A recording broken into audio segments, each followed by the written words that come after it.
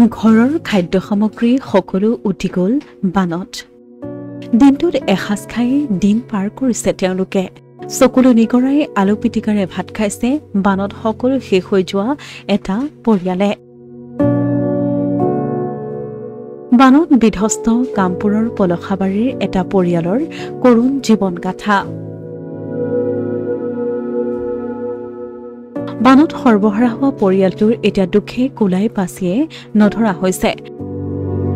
দিনটোত এসাঁজ খাই দিন পাৰ কৰিছে পৰিয়ালটোৱে তাকো আলু পিটিকাৰে ভোক নিবাৰণ কৰিছে তেওঁলোকে এই দৃশ্য কামপুৰৰ পলখাবাৰীৰ গাঁওখনৰ কেইবাটাও পৰিয়াল জলবন্দী হৈ পৰিছে বানপানীৰ বাবে 4 দিন ধৰি বিদ্যালয় বন্ধ হৈ থকাত চাংঘৰৰ ওপৰতেই কিতাপ পঢ়িছে কণ কণ ছাত্ৰ-ছাত্ৰীয়ে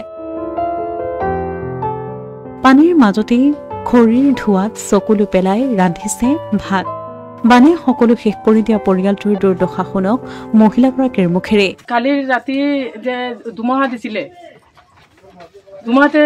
চাংকণ ভাঙি গ'ল নহয় চাউলৰ দাইলৰ বস্তা বস্তি একেবাৰে চব্জি তব্জি গোটেইখিনি গৈছে আৰু এতিয়াতো যেনে তেনে চলি আছো আলু কেইটামান সিজাইছোঁ এতিয়া আলু বনাম আৰু খাম আৰু ভাত কেইটা হেৰি কৰিছোঁ আৰু গাখীৰ লৈছোঁ অলপ পোৱালীবিলাকেও বাচিব লাগিবতো কেৱল এই পৰিয়ালটোৱেই নহয় কামপুৰৰ বানবিধ্বস্ত সকলো লোকৰে এতিয়া একেই অৱস্থা কাৰোবাৰ যদি নাই ঘৰ আন কাৰোবাৰ নাই খাদ্য সামগ্ৰী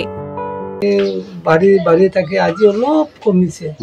এই 4 দিন ধৰে ভাত পানি একদম খাওয়া না খালি চিৰা খাইছো এই দৰা চলি ভাত কানি বেলা খাই বেলা কান্দিছে এতিয়া কোনোবা মানুহ ইয়াত আহা নাই একদম কষ্টত পৰিছে বানত সকলো হেৰুৱাই পেলোৱা এই লোকসকলৰ দুৰ্দশা চাবলৈ আহৰি হ'বনে চৰকাৰৰ অসমীয়া প্ৰতিদিন ডিজিটেল সংবাদ কামপুৰ।